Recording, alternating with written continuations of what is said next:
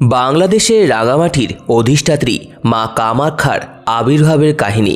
নমস্কার বন্ধুরা, স্বাগত আমাদের চ্যানেলে। ভিডিও তথ্যটি আমার একজন সাবস্ক্রাইবার প্রণয় ত্রিপুরা আমাকে প্রদান করেছেন। আপনাদের কাছে অনুরোধ, ভিডিওটি আপনারা সম্পূর্ণ দেখুন। বাংলাদেশের রাঙামাটির অধিষ্ঠাত্রী মা কামাখ্যা।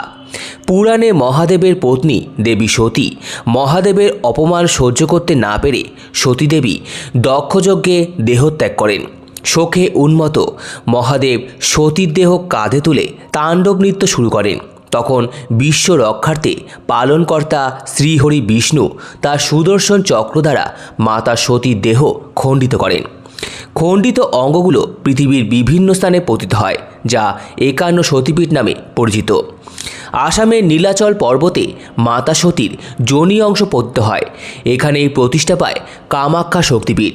মাতা কামাখ্যা হচ্ছেন নারী শক্তির মূল রূপ। মাতা কামাখ্যা হচ্ছেন নারী শক্তির মূল রূপ, যিনি বিশ্ব সৃষ্টির ধারক এবং জীবনচক্রের মূল শক্তি। রাঙামাটিতে মাতা কামাখ্যার আবির্ভাব হয়েছিল 4 ডিসেম্বর 2019 সালে, অথবা 20 অগ্রহায়ণ 1426 বঙ্গাব্দে বুধবার। স্থান উত্তর হিন্দুপাড়া, স্বর্ণটিলা, রাঙামাটি, চট্টগ্রাম।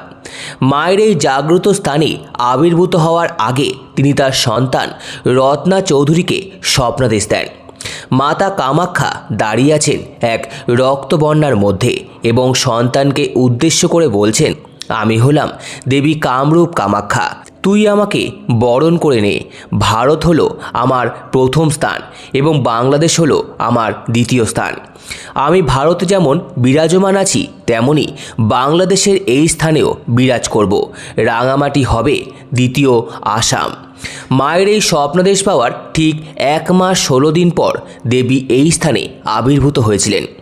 মা কামাখ্যা হলেন নারীত্বের মূল আধার এবং নারী শক্তির চিরন্তর প্রতীক। মাকে উর্বরতার প্রতীক হিসাবেও ধরা হয়। মায়ের বাণী অনুসারে যে ভক্ত মাকে ভক্তি সহকারে ডাকে, মা তাকে খালি হাতে ফেরান না। মা ভক্তিতেই সন্তুষ্ট। প্রতি অমাবস্যা তিথিতে মায়ের বিশেষ পুজো অনুষ্ঠিত হয়। আষাঢ় মাসে পালিত হয় মায়ের অন্যতম গুরুত্বপূর্ণ পুজো অম্বুবাচী। যে ভক্ত ভক্তি ও শ্রদ্ধার সাথে মায়ের আরাধনা করেন, মা কখনো তাকে খালি হাতে ফেরান না।